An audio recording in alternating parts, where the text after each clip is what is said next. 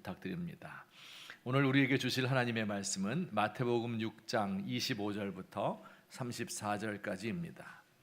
신약성경 맨 처음 책인 마태복음 6장입니다. 9페이지에 있습니다. 우리 한 절씩 읽겠습니다. 그러므로 내가 너희에게 이르노니 목숨을 위하여 무엇을 먹을까 무엇을 마실까 몸을 위하여 무엇을 입을까 염려하지 말라. 목숨이 음식보다 중하지 아니하며 몸이 의복보다 중하지 아니하냐.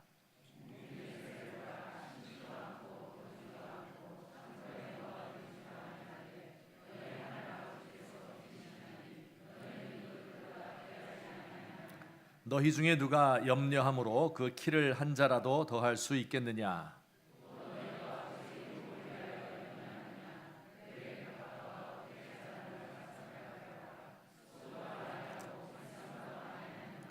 그러나 내가 너희에게 말하노니 솔로몬의 모든 영광으로도 입은 것이 이 꽃 하나만 갖지 못하였느니라.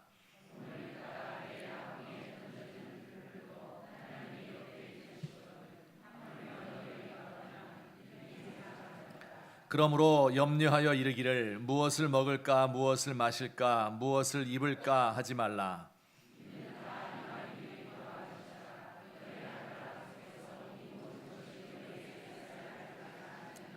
그런즉 너희는 먼저 그의 나라와 그의 의를 구하라. 그리하면 이 모든 것을 너희에게 더하시리라. 그러므로 내일 일을 위하여 염려하지 말라.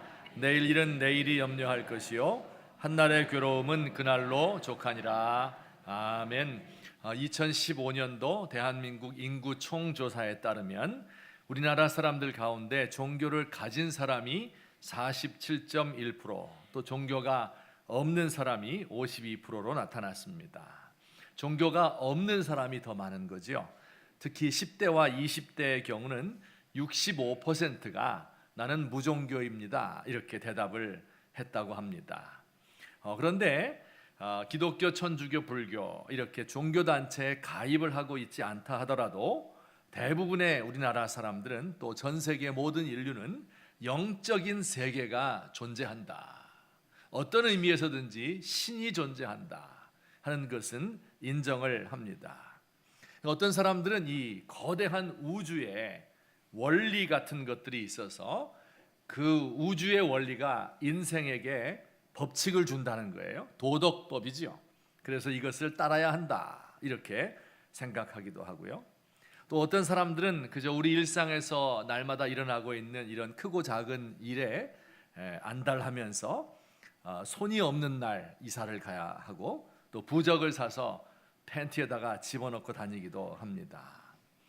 온갖 이 최첨단 과학을 동원해서 빌딩을 지어놓고 그 건물에 입주하기 전에는 돼지 머리에 10,000원짜리 꽂고 절을 해야 한다 생각하고 대통령 후보로 나올 사람들은 조상의 묘부터 좋은 자리로 이장을 합니다.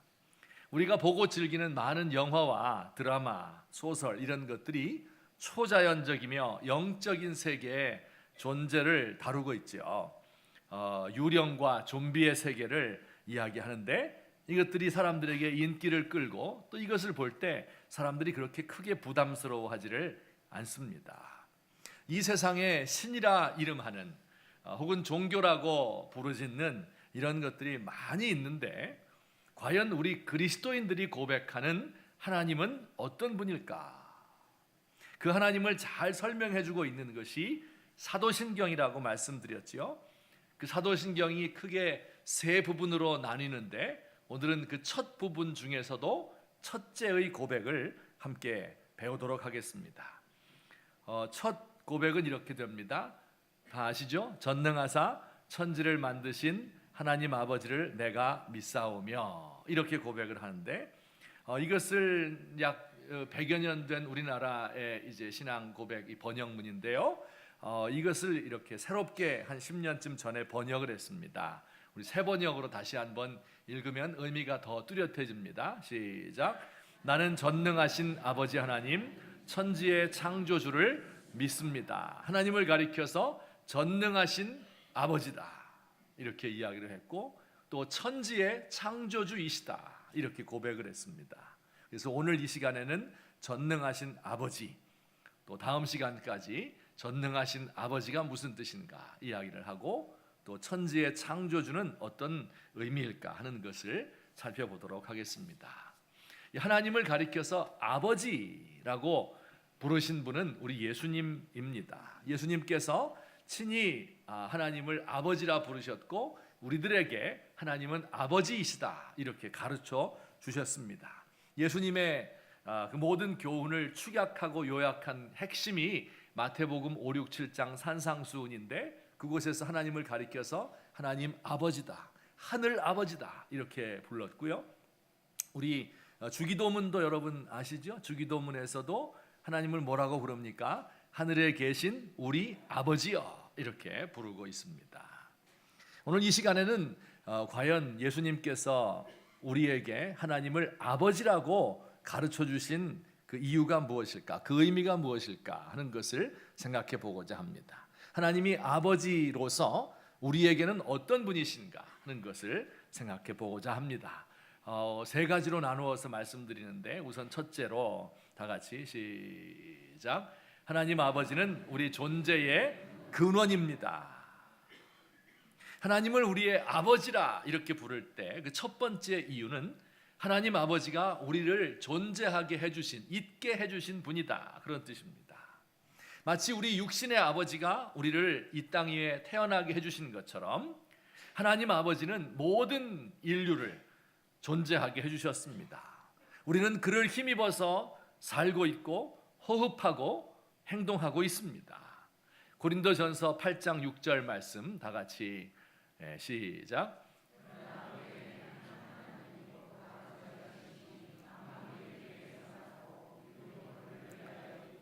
수많은 사람들이 우상을 섬기고 여러 가지 종류의 신을 섬기지만 우리에게는 한 하나님이 계시는데 그분은 아버지이시다. 그 이유는 뭐냐면 만물이 그에게서 났고 우리 모든 인류도 그를 통해서 그에게서부터 태어났고 그를 위하여 존재하게 되었다 이렇게 이야기하죠. 어떤 분이 이렇게 질문을 합니다. 아니, 우리를 이 땅에 존재하게 한 것은 우리의 부모님이지, 부모님이 없으면 이 땅에 존재할 수가 없었지, 어떻게 하늘 아버지가 우리 이 땅에 태어나게 하셨단 말인가 이렇게 묻는 분들이 있습니다. 이 질문에 대하여 보통은 이렇게 대답을 해요. 우리 육신의 아버지는 우리에게 육체를 주셨고 하늘 아버지는 우리에게 영혼을 주셨습니다. 그 상당히 좋은 대답이지요. 그러나 100점짜리는 아닙니다. 성경 마태복음 23장 9절에 이렇게 또 예수님이 말씀해 주셨습니다. 시작. 땅에 있는 자를 아버지라 하지 말라. 너희의 아버지는 한 분이시니 곧 하늘에 계신 이시니라. 언뜻 보면 우리 육신의 아버지를 막 무시하고 모시지 말고 이러는 것처럼 들리는데 그런 뜻이 아니죠. 진정한 우리 모든 존재의 근원은, 우리 영혼과 육체의 근원은 하늘에 계신 하나님 아버지시고, 우리의 육신의 부모님은 이 땅에서 우리를 존재하게 해주신 대리인들이다 그런 뜻입니다. 그러니 우리 부모님은 육신을 주셨고 하나님은 영혼을 주셨다 그게 아니고요, 육신과 영혼이 모두 다 하나님께로부터 나왔고 우리의 부모님들은 이 육신과 영혼을 이 땅 위에 있게 한 대리인들이다 이렇게 생각하시면 정리가 잘 되겠습니다. 우리 아이를 낳을 때 어떻게 합니까? 남편이 정자를 제공하고 또 아내가 아이를 뱃속에 넣고 길렀죠. 그런데 그 아이가 자라나게 하는 그 모든 영양소들은요 외부에서 공급된 거예요. 남자의 정자가 있겠지만 그것의 근원은 어디에 있습니까? 이게 다 근원으로 거슬러 올라가면 하늘 하나님께 있다는 것입니다.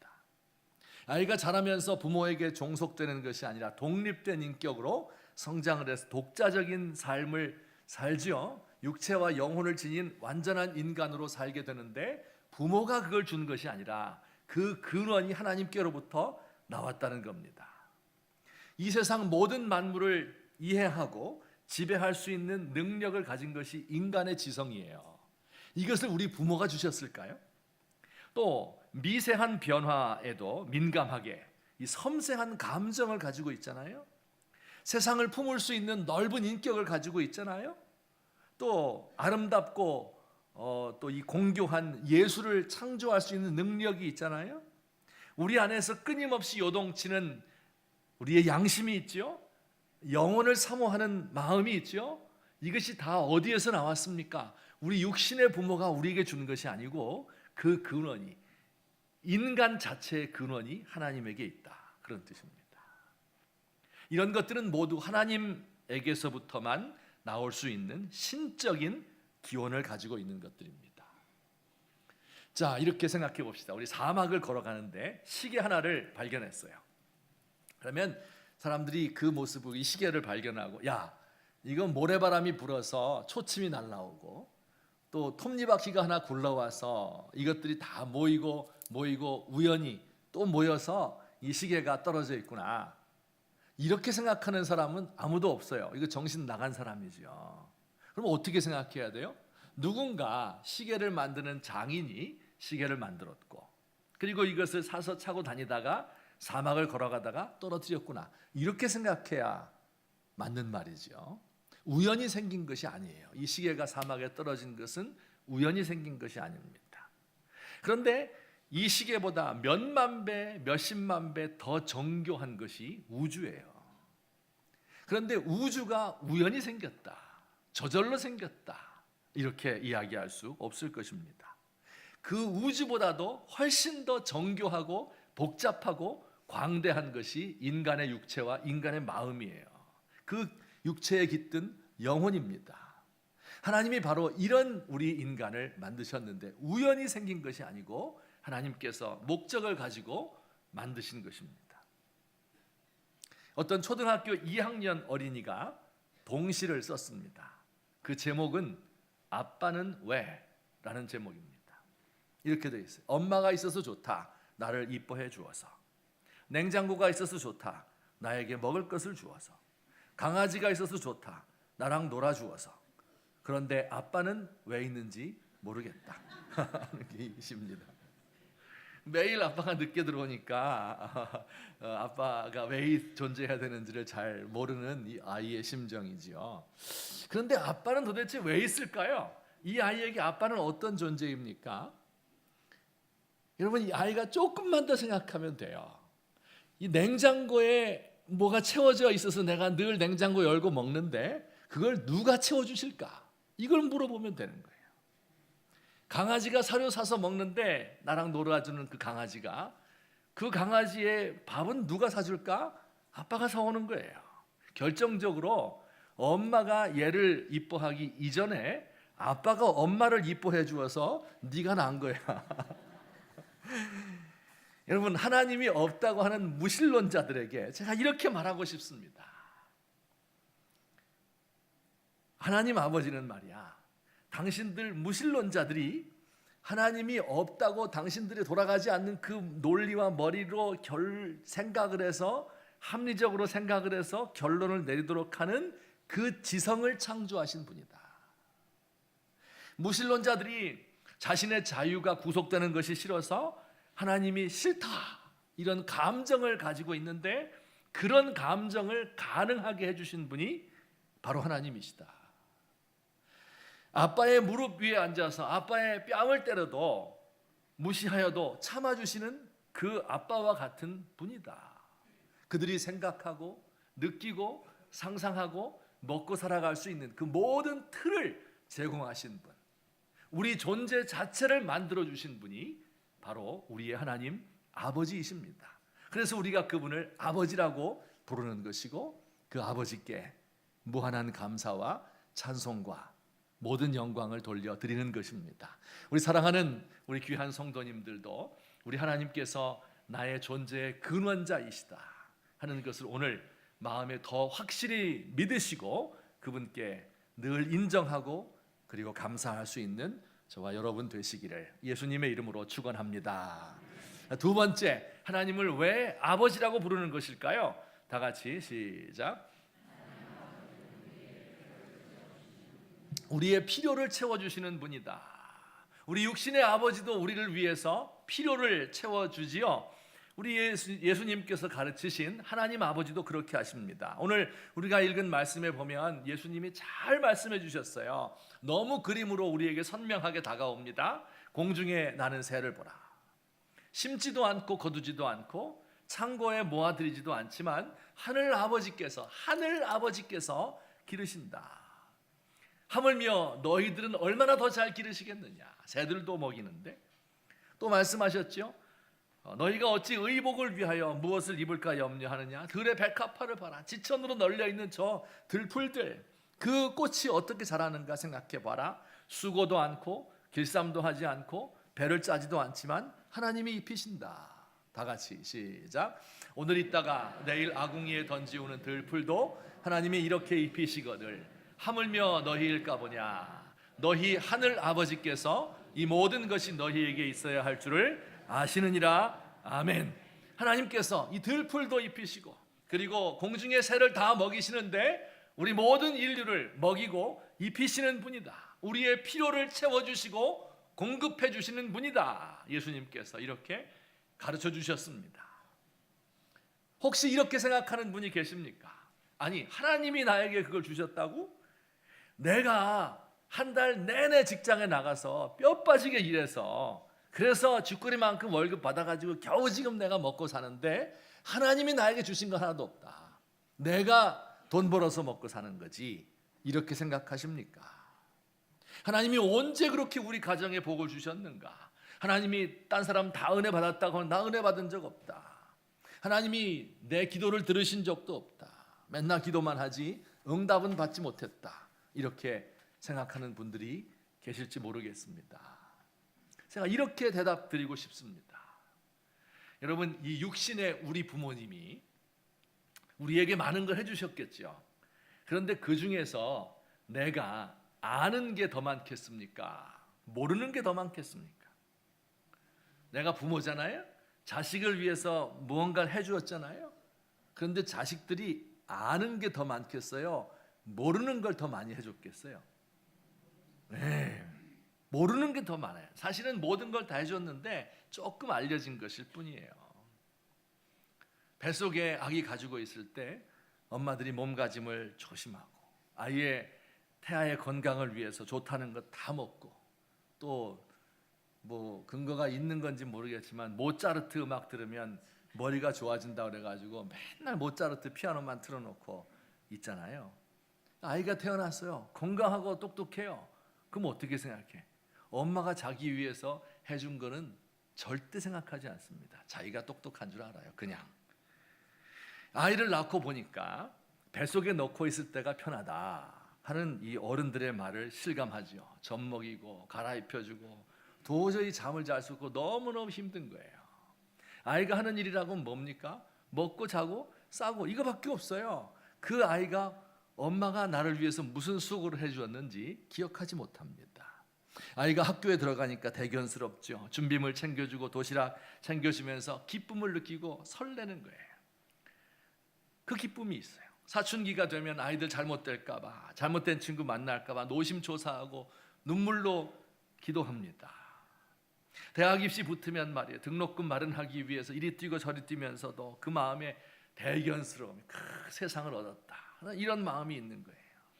자식 장가 들여서 새 식구 맞으면 할 일을 다 한 것 같아서 이제 뿌듯하고 감사한 마음이 넘쳐요.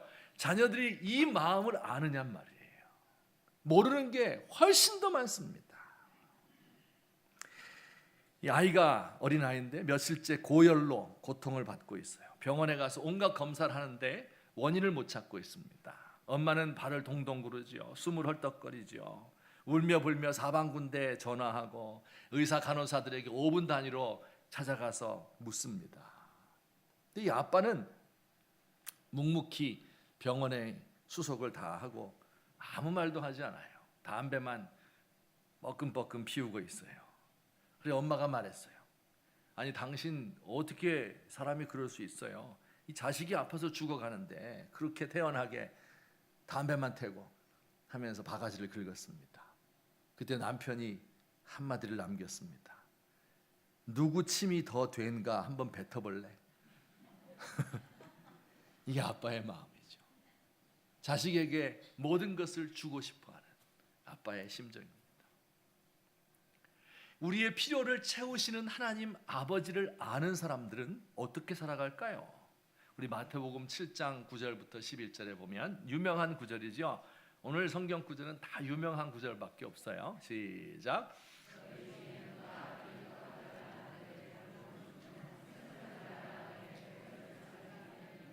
너희가 악한 자라도 좋은 것으로 자식에게 줄 알거든 하물며 하늘에 계신 너희 아버지께서 구하는 자에게 좋은 것으로 주시지 않겠느냐. 아멘.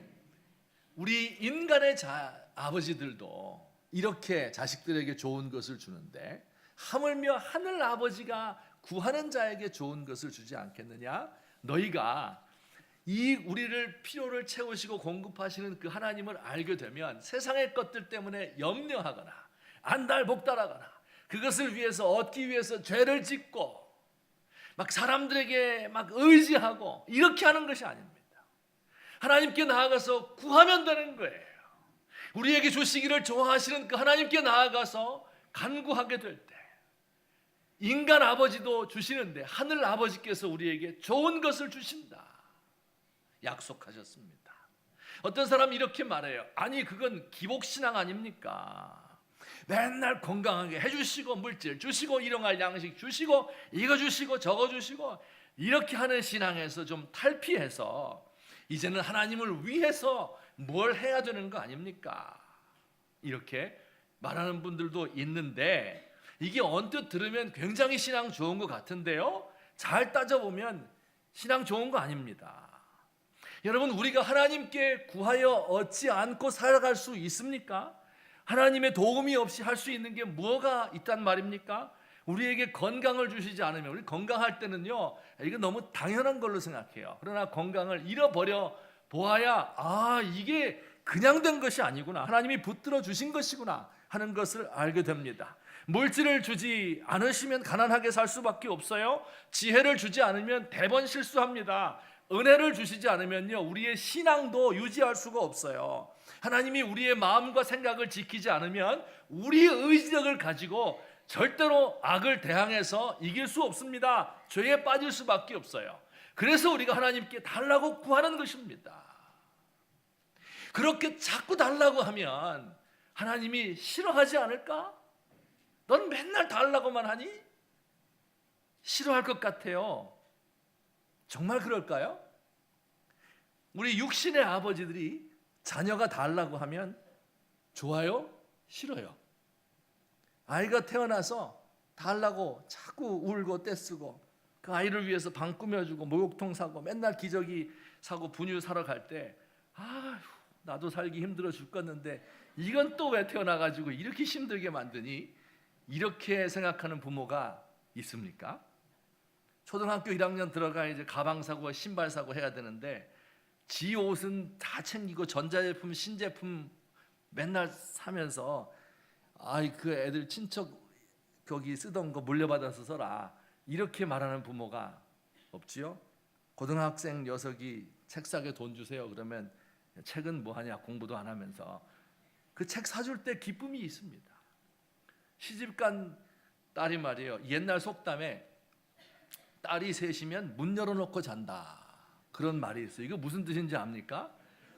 딸이 있으면요 시집갈 때 다 살림 내보내 주느라고 기둥불이 막 다 흔들리는 거예요. 근데 또 이 시집간 딸이 친정에 가끔 오거든요. 그러면 다 가져가요 뭐를. 그래서 남는 게 없어요 집에. 그래서 문 열어놓고 살아도 도둑이 얼씬도 안 합니다.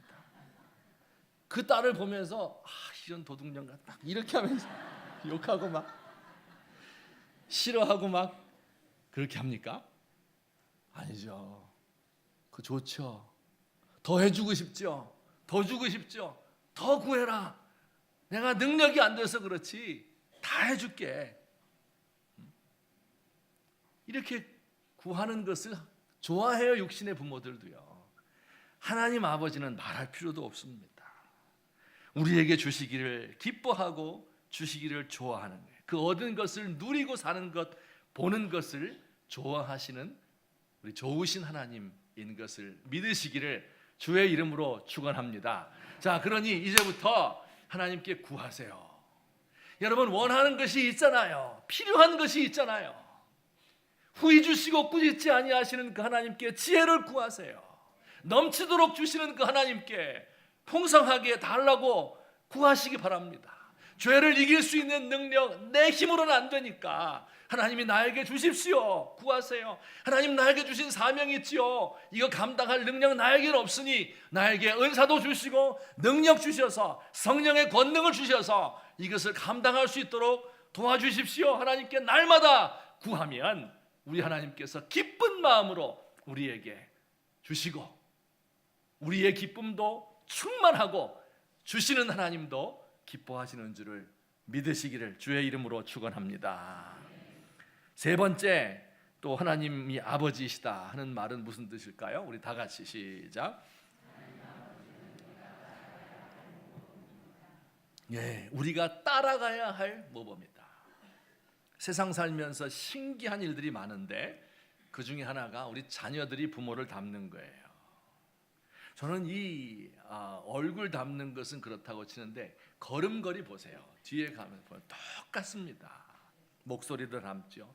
습관도 성품도 사상까지도 부모를 닮아요. 그래서 때로 자녀들이 참 공부 잘하고 이러면 뭐라 그래요? 야, 이거 너 아빠 닮아서 그렇구나 이렇게 생각해요. 가끔씩 이상한 행동을 해요. 좋지 않은 행동을 해요. 그럼 뭐라 그래요? 이 당신 닮아서 이거야 이렇다. 가끔씩 좀 이상한 행동을 하는 친구를 보면서 혼자서 씩 웃을 때가 있는데 그건 내가 어렸을 때 행동을 그대로 따라서 하기 때문에 그래요. 그 애가 그때 본 것도 아닌데 어떻게 이렇게 똑같이 하는지, 야, 이 핏줄이 그런 건가? 그런 생각이 들 때가 많습니다. 우리 하나님을 아버지로 모시고 사는 것의 좋은 점 한 가지를 더 들라고 하면 우리가 따라가야 할 모범이 있다는 거예요. 모범. 마태복음 5장 48절 말씀. 다 같이 하늘에 계신 너희 아버지의 온전하신 것 같이 너희도 온전하라.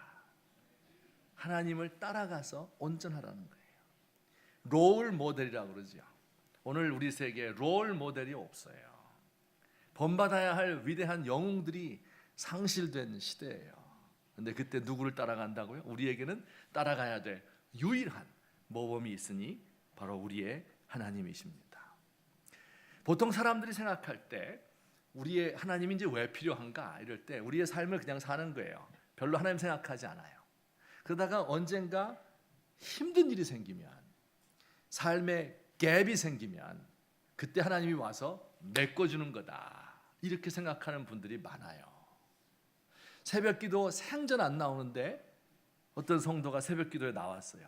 그러면 저는 가슴이 철렁 내려앉습니다. 저 집에 무슨 일이 있구나, 누구 병들었구나, 사업 망했구나, 그런 생각이 들어요. 그리고 병 고치고 나면, 사업 다시 일어나고 나면 새벽기도 다시 안 나오죠. 이게 뭐냐면 평소에 하나님 없어도 그냥 사는데 그러다가 삶의 어려운 일, 갭을 만나면 그 갭을 메꿔주는 게 하나님이다. 이거 굉장히 잘못된 생각이죠. 모든 것이 하나님께로부터 왔기 때문에 내 모든 것을 구해야 되고요. 또 평생을 바쳐서 그 하나님을 따라가려고 노력해야 되는 거예요. 하나님이 우리 아버지가 된다, 이 말을 다른 말로 표현하면 우리를 낳으셨다 이렇게 표현하죠. 낳는다 하는 말은 생각하면 할수록 신비스러운 단어입니다. 여기 어떤 물건이나 기구나 도구나 이런 것들은 내가 만든다 이렇게 표현하죠. 만든다. 여기는 생명도 없고 인격이 없습니다. 이것들을 만들어 놓으면 그냥 거기에 있어요. 그러면 주인이 사용을 하면 의미가 생기는 것이고 사용하지 않으면 독자적으로는 아무것도 아닙니다. 그런데 낳는 것은요, 독립된 생명과 인격을 낳는 거예요. 짐승이 새끼를 낳으면 어느 정도 성장을 하게 되면요, 독립된 삶을 살아갑니다. 엄마 없어도 살아갈 수 있어요. 사람이 자녀를 낳으면 처음에는 부모에게 전적으로 의존을 하지만 성장하면서 부모를 떠나고 독립된 인격을 갖습니다. 부모와 대등한 관계가 되고 부모와 대화하고 교제할 수 있게 되고요. 부모를 따라가고 그가 하던 일을 대신할 수도 있게 되는 것이 낳는다라는 말의 뜻입니다. 하나님을 아버지라고 할 때요, 똑같습니다. 자식이 서너 살 되면 홀로 걸을 수 있게 되고, 사춘기 되면 독립된 생각을 하고, 청년이 되어서 결혼을 하면 부모를 떠나서 완전히 독립된 삶을 가지지요. 하나님과의 관계도 마찬가지입니다. 하나님을 아버지라고 할 때는요, 마치 7살 난 아이가 아버지를 의존하는 것처럼 하나님을 끝없이 의존하는 거예요. 그와 동시에 이 아이가 성장을 해서 하나님 이 아버지의 뜻을 따라서 살아가고 아버지의 일을 대신하는 데까지 이르는 것, 이 두 가지가 함께 있는 거예요. 하나님을 아버지라고 고백할 때는 끊임없이 아버지로부터 내가 받아야 됩니다, 그런 뜻도 있고요. 또 하나는 그 아버지와 대화하고 아버지를 위해서 아버지의 뜻을 따라 살아야 됩니다, 이런 뜻을, 두 가지를 다 가지고 있는 것입니다. 하나님이 우리가 따라야 할 모범이 되신다고 할 때 오늘 성경 말씀은 두 가지 예를 들어서 설명을 해주고 있습니다. 이 두 가지 간단히 말씀드리고 맺도록 하겠습니다. 우선 첫째는 아까 하나님이 공중의 새를 먹이고 들의 백합화를 입히는 것처럼 모든 인류를 먹이니까 걱정하지 말아라, 이렇게 예수님 말씀해 주셨잖아요. 제가 생각을 해보았어요. 정말 그럴까? 정말 하나님이 온 세상 인류를 다 먹여주시는 분이라고 하면 왜 이렇게 세상에는 못 먹고 못 입어 죽는 사람들이 많은가? 예수 안 믿는 사람뿐 아니라 예수 믿어도 굶어 죽는 사람이 많습니다. 그 왜 그럴까? 어떻게 하나님이 모든 것을 공급해 주신다 하는 말을 내가 받아들여야 될까 하는 생각을 아주 깊이 해보았습니다. 이런 뜻이에요. 사실 하나님께서는요, 세상에 먹을 것을 충분히 주셨습니다. 제가 인터넷을 찾아봤어요. 그랬더니 2010년도에 전 세계 인구가 소비하는, 먹어야 되는 곡식의 양이 24.9억 톤입니다. 뭐 상상이 안 되지만 어쨌든 24.9억 톤이에요. 그런데 지금 1년에 생산되는 곡물의 양과 또 재고량이 있을 거 아니에요. 이걸 더하면 28.8억 톤입니다. 그러니까 온 인류가 다 먹어도 4억 톤이 남는 식량이에요. 하나님이 이것을 주신 거예요, 모든 인류에게. 근데 놀라운 것은 전 세계 인구 중에 9억 명이 굶주림에 시달리고 있어요. 왜 그럴까요? 육류 소비를 자꾸 늘리고 애완동물을 먹이고 바이오 에너지로 또 사용을 하고 음식물 쓰레기로 나가고 곡물 가격을 조정하기 위해서 밀을 바다에 버리기도 하고, 이래서 13억 톤이 나가는 거예요. 반 정도가 사라지는 겁니다. 그러니 굶을 수밖에 없는 거예요. 자, 그러니까 오늘 하나님께서 하나님이 공중의 새와를 먹이는 것처럼 모든 인류를 먹이신다, 이렇게 이야기하실 때는 이런 뜻이 포함되어 있는 거예요. 아버지께서는 이렇게 풍성하게 공급하시는데 인간들이 이것을 탐욕적으로 독차지하려 하기 때문에 그 풍성한 하나님을 맛보지 못하는 것이다. 그러니 성숙한 아들들, 하나님의 뜻을 아는 아들들은 아버지를 닮아서 이미 아버지가 주신 이 풍성한 것들을 모든 사람에게 나누어 줄 수 있는 이런 사람이 되지 않겠니? 이렇게 하나님께서 우리를 부르시고 초청하고 계신 것입니다. 자, 또 한 가지, 하나님이 아버지이시다, 그를 닮아야 된다, 이렇게 말할 때는요, 하나님은 참 넓으신 분이니까 너희도 그 넓은 하나님을 닮아라, 그런 뜻입니다. 하나님은 해를 비추시는데 악인과 선인에게 골고루 비춰주시고 비를 내릴 때에 의로운 자와 불의한 자를 구별하지 않는다. 하나님의 원수들, 하나님 없다 하는 사람들, 하나님의 대적자들에게도 비와 햇빛을 주시는 분이다. 그러니 이 하나님을 아버지로 모신 너희들은 사랑하는 자만 사랑해서는 안 된다. 형제들끼리만 무난해서는 안 된다. 나를 초대하는 사람만 다시 초대해서 서로 너희들끼리만 먹어서는 안 된다. 이렇게 가르치고 있어요. 우리 사회의 만연한 문화 가운데서 우리를 제일 괴롭게 만드는 것 하나를 꼽으라고 하면 저는 패거리 문화다. 이렇게 말씀드릴 수 있겠어요. 어떤 조직이든지 학교이든지 회사이든지 군대이든지 어디든지 할 것 없이 패거리를 만들고 줄을 세우는 거예요. 네 편이다, 내 편이다 나누는 겁니다. 여기에 가입을 하지 않으면, 어느 한편에 들지 않으면 왕따를 시켜버립니다.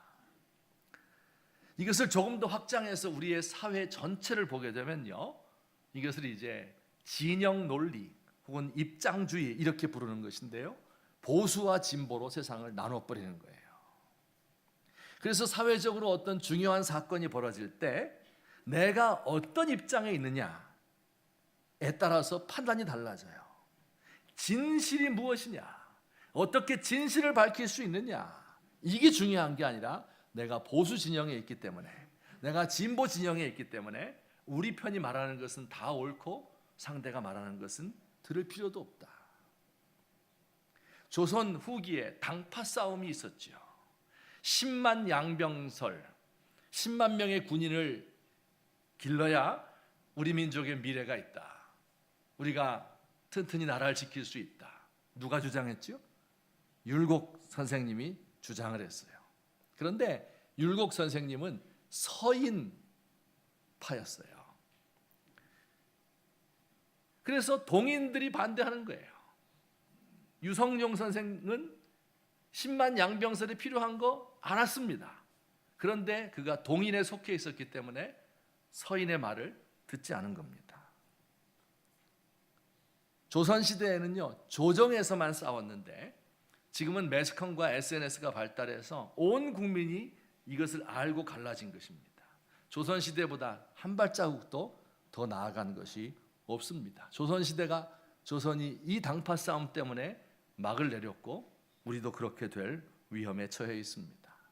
어떻게 이것을 극복해 나갈 수 있겠는가? 지도자를 위대한 사람 만나면 되겠다. 가만히 보면요, 그들이야말로 이 국민들의 진영 논리의 수혜자이고 심지어 이것을 조장하는 사람들도 많습니다. 오직 하나님 믿는 사람들만, 이 모든 것을 초월해서 하나님을 생각하는 사람들만, 하나님께서 이들을 모두 심판하신다는 것을 믿는 사람들만, 아버지를 닮는 사람들만, 거기에만 가능성이 있는 것입니다. 하나님에게 보수가 어디 있고 진보가 어디 있어요? 다 하나님의 사랑스러운 자녀들이고 구원을 받아야 할 불쌍한 죄인들에 불과한 것입니다. 우리 믿는 사람들이 정신을 차리고 보면 내가 지금 뭐 하고 있는 건가? 의아스러울 때가 있습니다. 우리 하나님 아버지는 저 높이 계셔서 그 해를 악인과 선인에게 비추어 주시고 그 비를 의로운 자와 불의한 자에게 내려주시는데, 나는 이 땅에서 사사로운 이익에 얽매여서 내 줄에 서고 내 패거리에 들어서 자기의 이익을 취하고 있구나.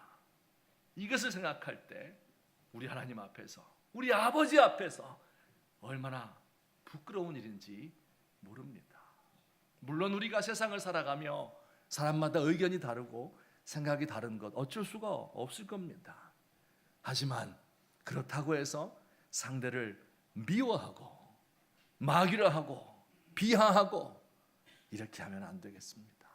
이해하려 하고 포용하려는 마음이 우리 가운데 있는 것, 이것이 예수님이 가르쳐 주신 너희 하늘 아버지의 온전하심 같이 너희도 온전해라 하는 말씀의 진정한 뜻입니다.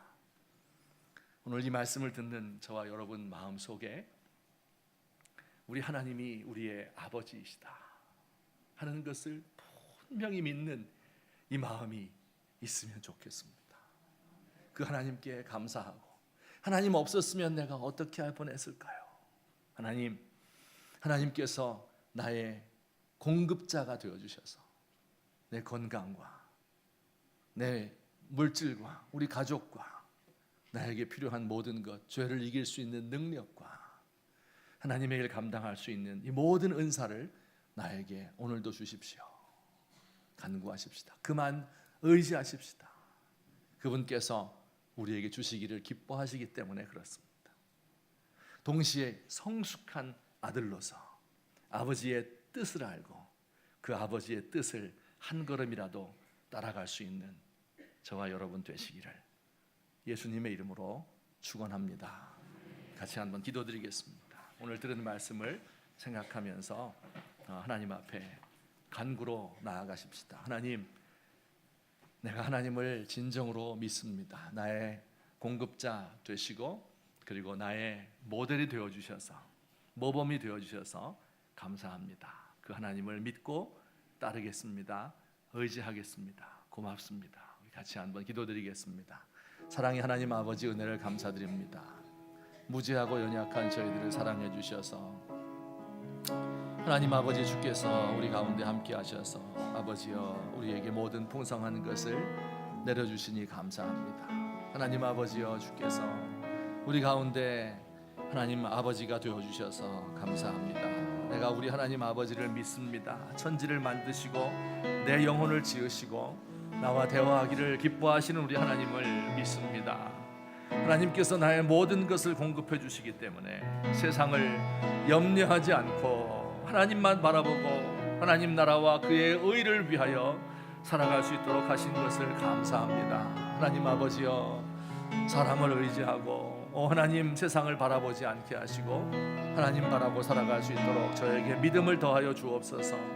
믿음이 작은 자여 어찌 의심하고 염려하느냐 책망하셨는데 하나님 아버지, 제가 큰 믿음을 가질 수 있도록 도와주시옵소서. 하나님 아버지, 주님께서 우리의 모범이 되어주시고 아버지의 온전하심 같이 너희도 온전하라 우리에게 명령해 주셨습니다. 하나님 아버지여, 이 땅을 하나님의 성숙한 아들로서 살아갈 수 있도록 하나님 저를 도우시고 인도해 주시옵소서. 하나님 아버지, 나의 연약한 모든 것을 주님 앞에 고백하오니 주께서 오늘도 함께 하시고 도와주시옵소서. 믿습니다. 우리 성도들에게 이 믿음이 가득하도록 하여 주옵소서. 사랑의 하나님 아버지, 고맙습니다. 주님께서 우리의 창조주가 되시고 우리 필요를 공급하시는 분이시고 또한 우리의 삶의 모범이 되어주시는 우리 하나님 아버지를 찬송합니다.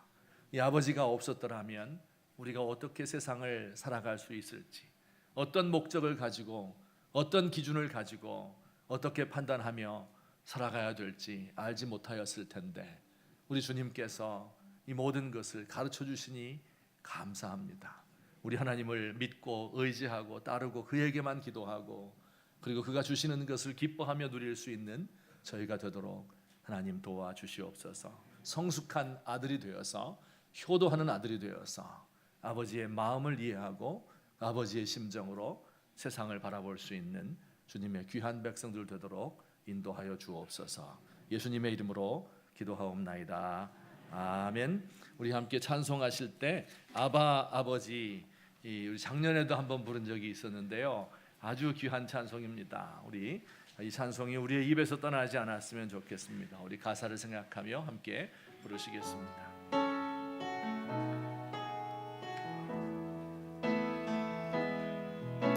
아바 아버지, 아바 아버지, 나를 안으시고 바라보시는 아바 아버지, 아바 아버지, 아바 아버지, 나를 도우시고 힘주시는 아버지, 주는 내 마음을 고치시고 볼 수 없는 상처 만지시네. 나를 아시고 나를 이해하시네. 내 영혼 새롭게 세우시네. 아바 아버지, 아바 아버지, 아바 아버지, 나를 안으시고 바라보시는 아바 아버지, 아바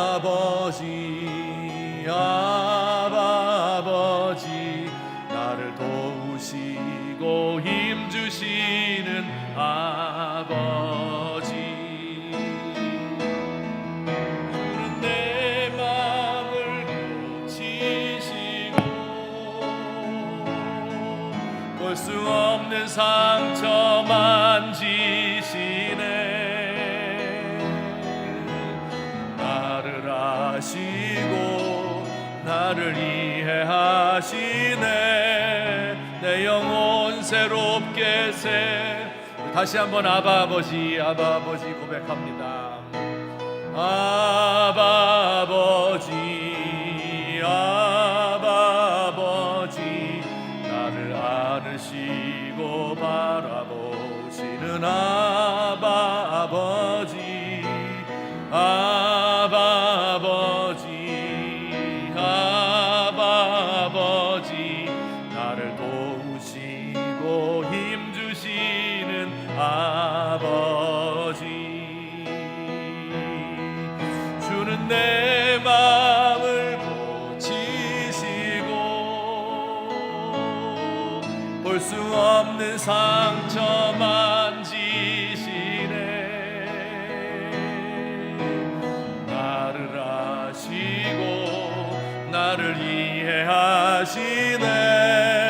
내 영혼 새롭게 세우시. 주는 내 마음을 고치시고 주는 내 마음을 고치시고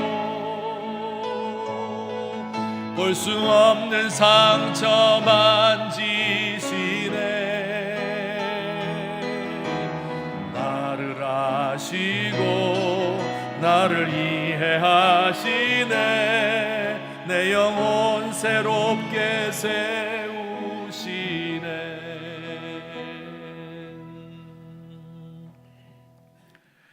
사랑의 하나님 아버지, 오늘도 우리 주님 앞에 나와 경배하며 우리에게 재물 얻을 능력 주셨음을 감사하며 주께 예물을 바쳤습니다. 우리 하나님께서 기쁘게 받으시옵소서. 하늘의 창을 여시고 우리 사랑하는 모든 성도들의 손에 귀한 것으로 풍성하게 넉넉하게 채워주시옵기를 소원합니다. 하나님, 이 땅을 살아가며 우리에게 필요한 것들이 많이 있는데 우리 하나님께서 영적인 육적인 은혜와 복을 날마다 더하여 주시옵소서. 하나님, 우리가 하나님께 간구하는 모든 것들이 응답되는 복을 허락하여 주옵시고 우리에게 맡기신 자녀들이 하나님 안에서 올바로 성장하는 것을 보는 기쁨을 누리게 하옵시고 우리의 온 가정이 평화롭게 하옵시며 우리의 손으로 하는 모든 사업들이 번성하며 형통할 수 있도록 하시고 우리가 들어가는 어떤 직장들마다 형통의 복을 하나님께서 허락하여 주시옵소서. 하나님 아버지, 우리 성도들 가운데 그 육신이 연약하여 하나님 앞에 오늘도 힘든 발걸음을 이곳으로 옮긴 종들도 있사옵고 또한 그 영혼에 상처가 있고 혹은 사랑하는 사람을 먼저 하나님 앞으로 보내고 하나님 많은 슬픔 가운데 있는 영혼들이 있나이다. 실패와 좌절과 낙심 가운데 혹은 영혼의 몸이 된 사람들도 있나이다. 하나님께서 이 모든 심령들을 돌아보시옵고 우리 하나님의 따뜻한 빛이 그들의 있는 모든 곳에 넘치게 하옵시고 하나님, 그들이 하나님을 아버지로 섬기며 그 마음에 큰 평안과 안식을 얻을 수 있는 귀한 주님의 백성들 되도록 우리 하나님 사랑하는 주의 권속들에게 복을 더하여 주시옵소서. 하나님 아버지, 우리나라와 민족을 주께서 불쌍히 여기시고 이렇게 큰 혼란과 분노와 상처 가운데 있사오니 우리 하나님, 오직 우리 하나님만이 이것을 치유할 수 있사온데 우리가 세상 사람을 바라보지 않도록 하시고 더 이상 실패하는 지도자들을 바라보지 않도록 하시고 우리의 영원하신 모범이 되신 우리의 아버지 하나님, 온전하신 그분을 바라보며 따라갈 수 있는 주님의 귀한 백성들이 많이 일어나도록 주여 우리를 도와주시옵소서.